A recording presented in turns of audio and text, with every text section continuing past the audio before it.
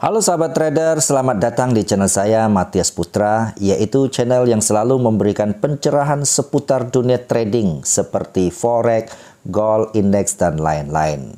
Dan jikalau nanti Anda merasa channel ini bermanfaat, silakan subscribe, like, dan share untuk teman-teman Anda. Selanjutnya silakan nikmati video ini.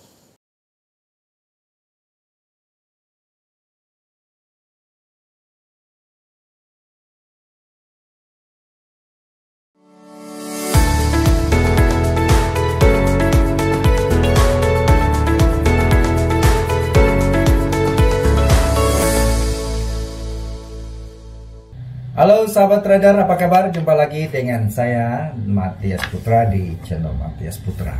Oke, kita kembali akan berbincang dengan masih di dalam konteks 3 hal atau 3 faktor yang sangat mempengaruhi hasil trading kita terutama di dalam dunia trading forex ya. Oleh karena kenapa saya ini sebenarnya seperti saya minggu lalu katakan, ini diulang-ulang itu. Tetapi kelihatannya semua orang memang jatuh di dalam hal ini. Oke. Yaitu yang pertama, kemarin kita sudah bahas ya minggu sebelumnya. Kalau bagi teman-teman yang yang ketinggalan, teman-teman bisa cek di kanan atas ada i atau di sini gitu ya. Tentang mindset ya, itu penting sekali dalam dunia trading, itu yang berperan utama. Cara berpikir lah itu harus benar dulu. Kalau cara berpikirnya salah, maka ya selanjutnya salah melangkah kan. Karena seperti banyak orang mengatakan bahwa keberadaan kita saat ini itu adalah hasil pemikiran kita masa lalu.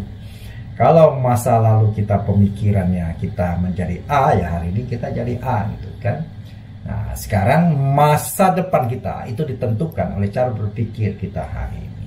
Oke? Nah, sebelum saya teruskan teman-teman, saya mau informasikan bahwa video yang tadi kita tonton itu merupakan salah satu broker lokal Indonesia yang berizin terbaik ya, dimana berani, hanya satu-satunya broker yang saya dengar berani mengklaim zero complaint, artinya hampir tidak ada keluhan begitu dari nasabah, sehingga berarti pelayanan bagus dan lain sebagainya, dan menyediakan fasilitas free swap ya, dan spreadnya juga rendah dan sebagainya. Dan teman-teman untuk lebih jelasnya bisa berkunjung ke dalam link yang diklik di bawah deskripsi ini, yaitu Forex IMF yang berkantor domisili di Kota Bandung ya. Oke, silakan teman-teman dicek. Oke. Nah, selanjutnya teman-teman, kita akan masuk, sebelumnya kita bicara mindset kan minggu lalu. Hari ini saya mau bicara setelah itu adalah sangat penting money management. Jadi di dalam sebuah perusahaan, maka yang sangat penting itu kan berbicara tentang bagaimana cash flow kan, keuangannya. Nah, ini yang sangat penting kan. Jadi teman-teman, bahwa kalau kita mengelola perusahaan, yang paling penting kita butuh itu manajer keuangan atau direksi keuangan yang harus sangat kuat. Kalau udah hancur itu, kalau asal-asal keluar duit begitu ya. Dan kadang-kadang saya melihat itu nggak tahu nih, kebetulan kayaknya sengaja ya oleh pengusaha, bahwa orang-orang yang duduk di keuangan itu biasanya bawaannya itu saklek gitu. Nggak mau, nggak, jadi dianggap kurang fleksibel ya. Lain kalau marketing kan ya boleh oke dan sebagai gampang, semua bisa diatur ya, kita selesaikan. Wah, kalau sama keuangan nggak bisa loh ya. Dalam perusahaan dia bilang, oh nggak bisa, nggak ada duit, belum bisa. Nah, makanya itu kadang-kadang kita yang sebagai penagih utang pun kalau ketemu keuangan sangat pusing kan. Dan kemudian biasa orang keuangan nggak mau banyak diajak, kadang diajak bercanda pun susah itu kan ya, mereka bawanya serius. Kenapa? Supaya kesannya serem gitu ya, kita mau nagih. Oke. Nah, tetapi itu penting. Kenapa? Adanya dia ada perusahaan selamat itu kan ya. Jadi tidak asal keluar uang ya, semua dikeluar berdasarkan perhitungan. Nah, sama di dalam dunia trading, kita ini harus menjaga kesegaran modal kita ya. Kalau modal kita habis, cash flow kita terganggu, maka hancurlah perusahaan kita. Dalam rumah tangga kita pun hancurlah ya, kalau tidak punya cash flow yang baik ya kan. Maka muncul persoalan ya, rumah tangga lagi, muncul pertengkaran, bahkan perceraian, kehancuran broken ya. broken home. Nah, itu sering terjadi masalah keuangan yang tidak diatur. Sama di dalam dunia trading kita perlu mengatur dengan baik. Ya, oke. Jadi bagaimana teman-teman? Nah, saya melihat itu banyak orang trading gagal di MM. Bukan masalah teknik sekali lagi, di money management. Karena ketika dia trading, dia pertama nggak punya rencana, dan kedua nggak punya money management. Dia tidak tahu dia masuknya itu harus berapa lot, nggak ada hitung-hitungkan kan. Dia tidak ngerti target profitnya di mana begitu, ya kan. Nah, sehingga ini yang menyebabkan dia hancur. Kadang-kadang dia bisa untung gede kan. Saya punya teman banyak ya. Hari ini dia lapor dia untung gede, tetapi besok kalau ditanya dia senyum-senyum ya kan. Waduh, semalam saya emosi. Ya, lalu hancur gitu kan ya, call margin call dan sebagainya. Nah, ini kenapa? Pengaturannya yang dia tidak mengerti gitu. Sehingga dia nggak bisa gitu ya. Jadi ini kalau saya andai kata saya salah perhitungan, saya lossnya berapa persen dari modal saya, lossnya berapa duit. Nah, dia nggak ada hitung-hitungan seperti itu. Ya, yang penting dia hantam, ya suka-suka dia. Kalau dia kepingin kaya ya dia hantam lotnya gede-gede dan sebagainya. Nah, habis itu habis begitu.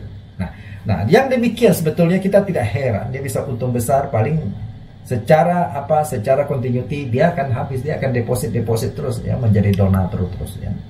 Nah, kenapa untung hari ini besok itu kan call margin, atau untung minggu ini minggu depan call margin dan sebagainya. Nah, mau sampai kapan seperti itu? Oke. Coba mulai ya. Mulai dari mindset ya, bagi teman-teman ketinggalan teman-teman bisa klik tadi di atas ya. Kemudian kita maju satu langkah. Itu penting money management. Ya, sebab secara hasil survei dan kenyataannya bahwa money management lah yang membuat trader gagal. Sehingga ini yang dipakai oleh, mohon maaf misalnya ingin dipakai oleh, kadang-kadang dimanfaatin oleh siapa? Oleh para perusahaan broker yang ya kan, dan mereka tahu ya bahwa kelemahan semua trader itu kebanyakan money management, dan sehingga kadang-kadang mereka sengaja tuh ya kan, jadi mengeluarkan banyak sinyal. Saya selalu itu kalau ikut sama ketemu apalagi marketingnya agresif itu ya. Jadi kita tiap hari dikirimin itu 1 jam dikirimin sinyal, mau begini pivotnya, high pivot low dan lain sebagainya. Nah, kadang-kadang itu sebenarnya marketer sendiri itu dia nggak ngerti trading itu kan. Dia aja penting kirim, dia mengharapkan itu nasabahnya semakin banyak masuk entry, masuk posisi, itu akan komisi dia semakin banyak. Itu aja ya, entah lu mau loss, entah lu mau profit, dia nggak peduli. Kepentingan dia adalah menciptakan lot yang banyak sehingga komisinya dapatnya banyak. Nah, teman-teman harus hati-hati. Survei menunjukkan bahwa semakin banyak masuk posisi, itu potensi lossnya itu pasti semakin besar. Oke. Nah, oleh karena orang yang masuk posisi banyak itu pasti tidak mengerti money management. Oke, lalu bagaimana money management yang baik? Begini, money management yang baik adalah pertama, dia harus mengerti ya, kalau dia batasan lossnya di mana, terus dia memiliki kalau dia untung dia ada di mana. Makanya sehingga kita melihat ya dan mendengar selalu ada menurut para big boy ya, saya lupa siapa yang ngomong itu, George Soros apa Warren Buffett ya. Tapi prinsipnya kita ambil, dia mengatakan bahwa ya ketika Anda masuk dalam dunia trading, Anda jangan berpikir gak ada loss, untung terus itu mimpi kan. Nah, tetapi kalau Anda loss berapa? Kalau Anda profit berapa? Selama ini terjadi kan, saya melihat itu kan, orang membuat lossnya itu lebih besar daripada profitnya. Itu sama dengan dagang itu kan, atau pengeluaran di dalam rumah tangga kan lebih besar pasak daripada tiang, hancur kan.